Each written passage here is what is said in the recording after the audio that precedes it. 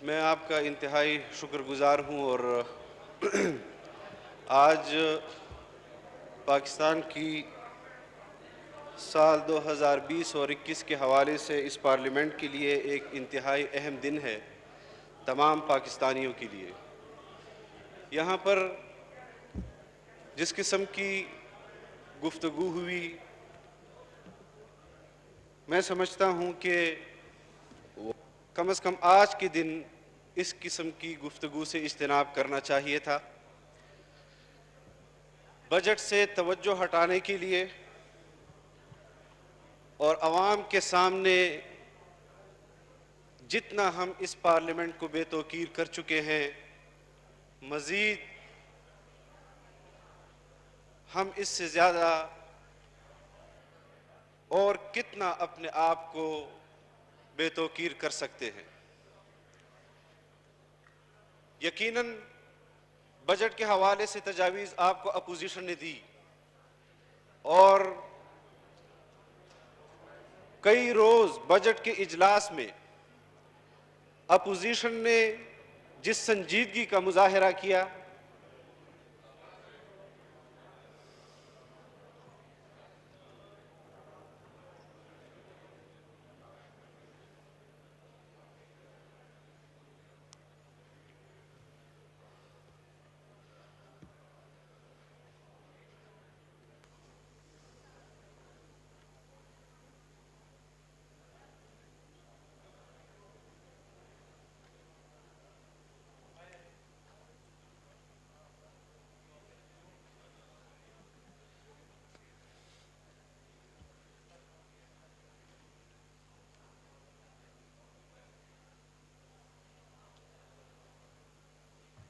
जी please.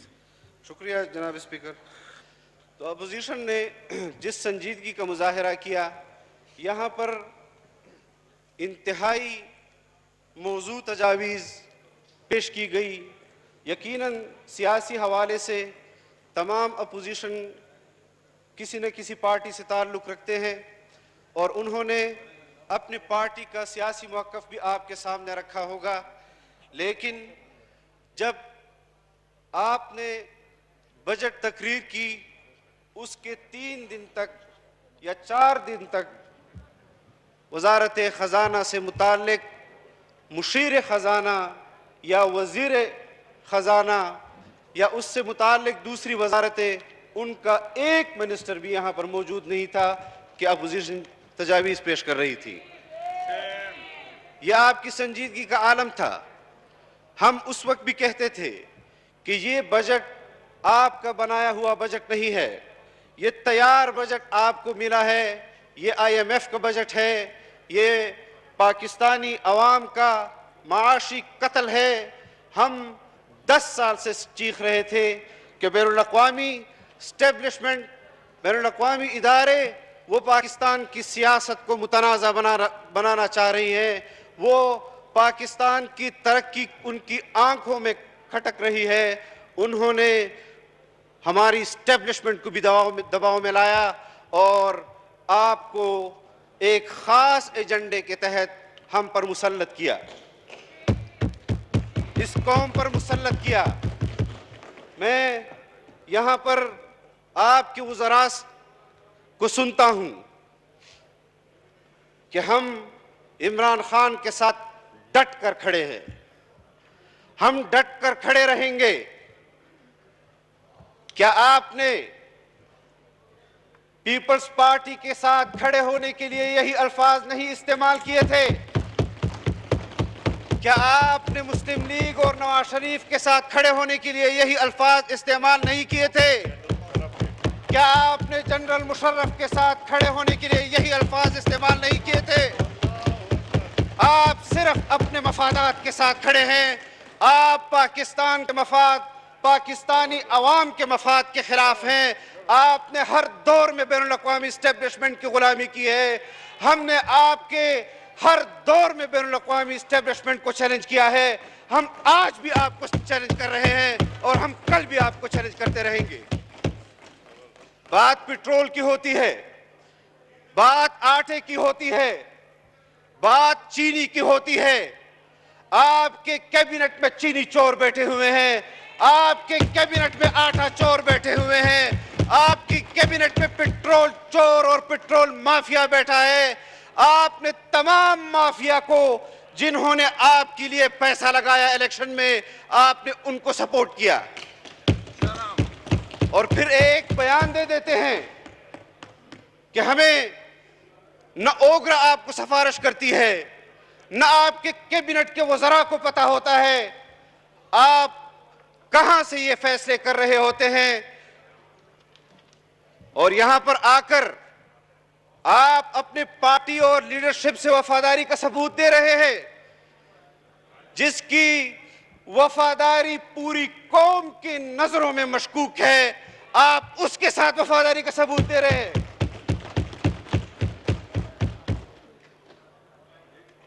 इस किस्म की बातें न की जाएं। फौरन हमने अपोजिशन की हैसियत में, हमारा जो आदत है, हमने पार्लिमानी तारीख में इतनी संजीदा अपोजिशन नहीं देखी, जितनी संजीदगी का मुजाहिरा इस अपोजिशन ने किया है। अपोजिशन अराकीन जेलों में पड़े हैं, खुर्शीद शाह जेल में पड़ा है, जिन्होंने हमेशा हुकूमत और अपोजिशन के दरमियान पुल का किरदार अदा किया है इस पार्लियामेंट में, आज नहीं कई दिहाइयों से। लेकिन आपको जिद और अना में जिस किस्म के आपने मुकदमे बनाए, आपके वजीर आजम ने यहां खड़े होकर बात की कि हम अदल और इंसाफ की बात करते हैं। आपको राना सनाउल्लाह के खिलाफ तो इंसाफ चाहिए, आपको परवेज खटक के खिलाफ इंसाफ नहीं चाहिए, आपको जहांगीर तरीन के खिलाफ इंसाफ नहीं चाहिए, आपको हलीमा खान के खिलाफ इंसाफ नहीं चाहिए।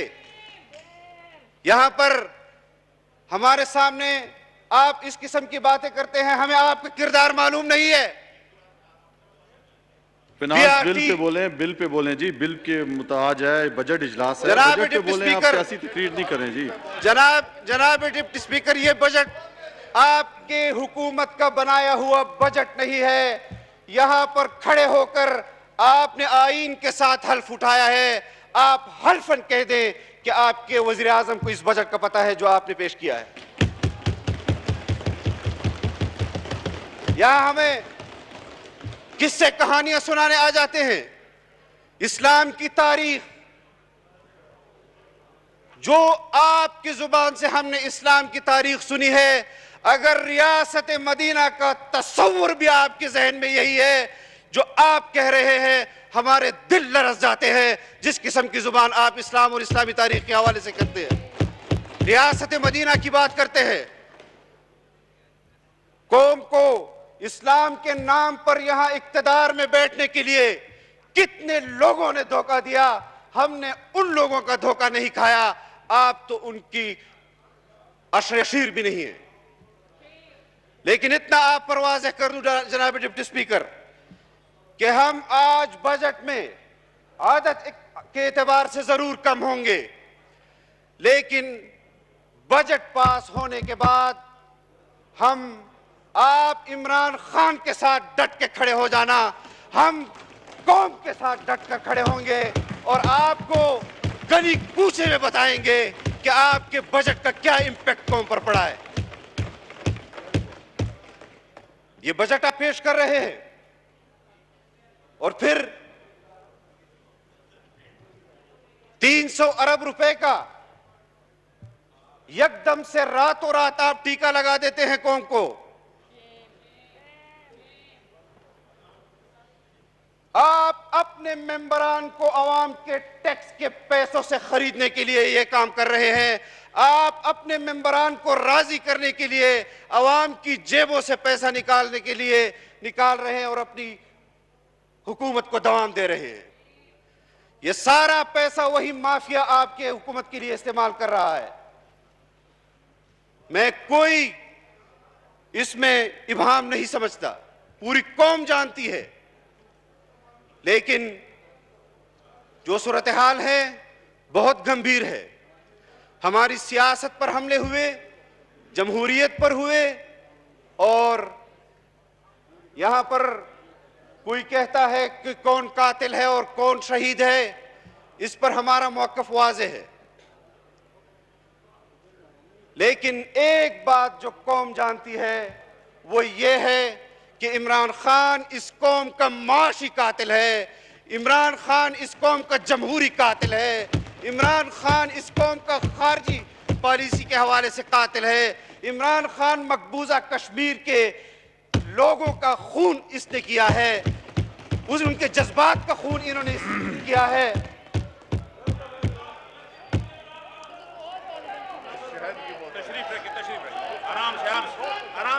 आपस में बातचीत ना करें, एक दूसरे पे नारेबाजी ना करें, और मेरी आपसे दरख्वास्त है कि बजट पे आए, बजट पे बात करें, और 10 मिनट से ज्यादा हो गया। डिप्टी स्पीकर, आपकी तरफ से वो लोग जवाब दे रहे हैं कि जिनका चैलेंज मैं कबूल कर चुका हूं, और फिर भी मैं कोई गैर पार्लिमानी गुफ्तगू नहीं करना चाहता, मैं कोई गैर पार्लिमानी गुफ्तगू नहीं करना चाहता।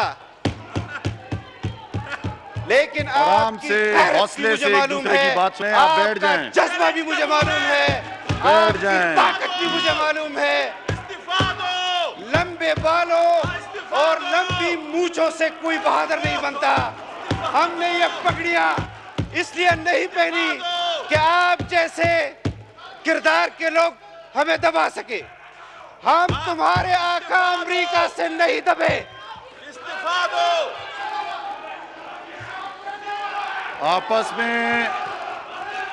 आपस में नारेबाजी ना लगाएं। तमाम मौजूद अरकान से मेरी दरख्वास्त है कि अपनी अपनी निशस्त पे बैठें, अपनी अपनी निशस्त पे बैठें। आप इस्तीफा दो, सब इस्तीफा दो, अपनी अपनी निशस्त पे बैठें। झूठ ना बोलो, ईवान में झूठ ना बोलो, जनाब पूरा करो। जनाब डिप्टी स्पीकर, यहाँ पर तमाम लोगों की तकरीरें सुनी गई, हमने सुनी, हमारे मेंबरान ने सुनी, जानते हुए भी कि आपके मेंबरान झूठ बोल रहे हैं तब भी सुनी।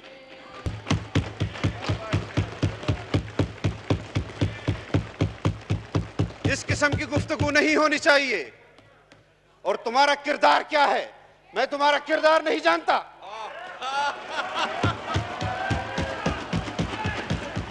किसी पे जाती बात ना करें। आप बजट पे स्पीच करें। आपको ये जो माइक आपका ओपन है बजट पे स्पीच के लिए, किसी के खिलाफ जाती बात ना करें।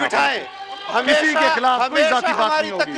ये माइक इसलिए नहीं दिया आपको कि आप किसी की जात पर बात करें। यहाँ पे बजट पे बात होगी, बजट पे बात करें। आप इनके मेंबरान को बिठाएं। हम आराम से बात कर रहे थे, किसी पर बात नहीं करें। आप किसी की जात पे बात नहीं करें, बजट पे बात करें। जनाब डिप्टी स्पीकर, बजट का आपको बजट के लिए ये मौका मिला है, बजट पे बात करें आप। जनाब डिप्टी स्पीकर, बनीगाला के रोडों पर मैं नहीं भाग रहा था। आप बजट पे बात करें। मैं बनीगाला के रोडों पर नहीं भाग रहा था। शहद की बोतलें किसकी गाड़ी से निकल रही थी पूरा पाकिस्तान जानता है। जनाब डिप्टी स्पीकर, हम संजीदा बात करते हैं, हमें संजीदगी से जवाब दिया जाए। हम शहाद के मफरूर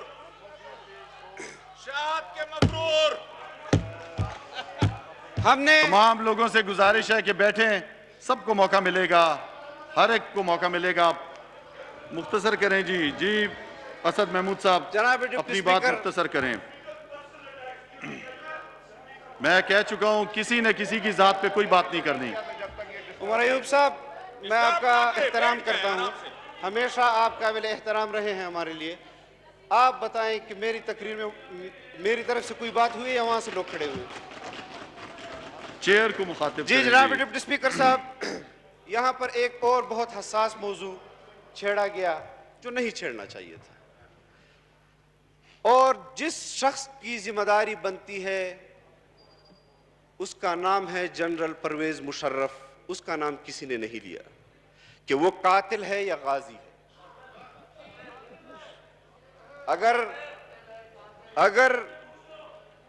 अगर हमारी पार्लियामेंट के अंदर इस पर अगर बहस होनी चाहिए और खुलकर बहस होनी चाहिए। अफगानिस्तान के मसले पर भी बहस होनी चाहिए, कश्मीर के मसले पर भी बहस होनी चाहिए।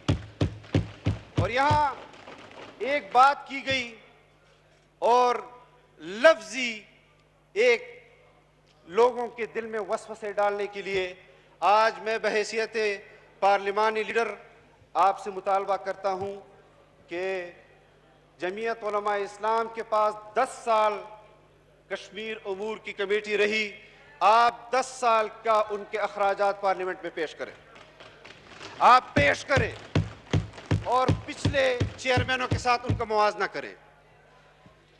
ये अब और आप मजीद धोखा नहीं दे सकते। ये राजा परवेज अशरफ जिसको अदालत ने और उन अदालतों ने जिनको आप सही अदालतें समझते हैं, उन्होंने उनको बरी किया। तो अफगानिस्तान के मसले पर मैं हमारा जो मौक़िफ़ रहा है वो ज़रूर बयान करूंगा कि सोवियत यूनियन के खिलाफ भी अफगान अवाम ने दिफाई जंग लड़ी, आज़ादी और हुर्रियत की जंग लड़ी और हमने उनको सियासी तौर पर सपोर्ट किया। अमेरिका के खिलाफ तवील जंग लड़ी, हमने उनको सियासी तौर पर सही समझा कि वो हुर्रियत और दिफाई जंग लड़ रहे हैं।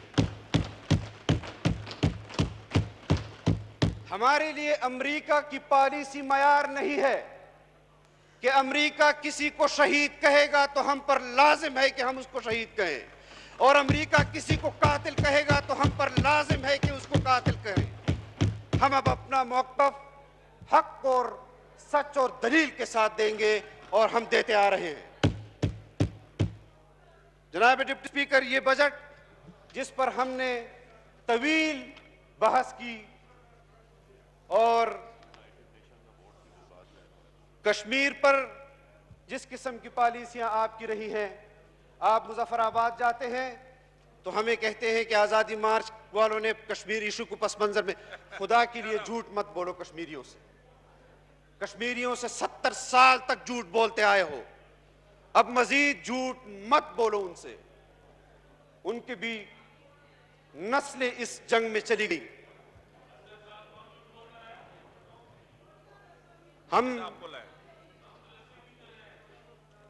जनाब डिप्टी स्पीकर, अगर आप इनको अभी खामोश नहीं कराएंगे तो फिर आप कहेंगे कि आप बोल रहे हैं बीच में। आप बात जारी रखें जी। अगर वो डिस्टर्बेंस क्रिएट करेंगे तो यहां से बिरत अमल जाएगा। मेरी गुजारिश है कि खामोशी इख्तियार करें जी। कश्मीर इशू पर हमारा मौक़िफ़ वाज़ेह है कि कश्मीरी हुर्रियत और आज़ादी की जंग लड़ रहे हैं। पाकिस्तानी अवाम उनके हर महाज पर शाना बशाना रही और किसी को जुर्रत नहीं हो सकी कि जब कश्मीर कमेटी का चेयरमैन कायदे मिल्लत इस्लामिया मुफक्किर इस्लाम हजरत मौलाना फजलुर रहमान थे कि वो कश्मीर पर सौदा कर सके।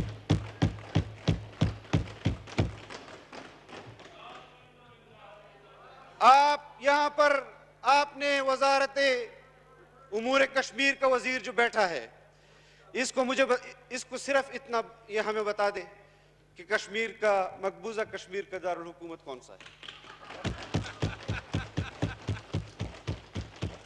उसका नहीं बता सकते, आजाद कश्मीर का ही बता दे।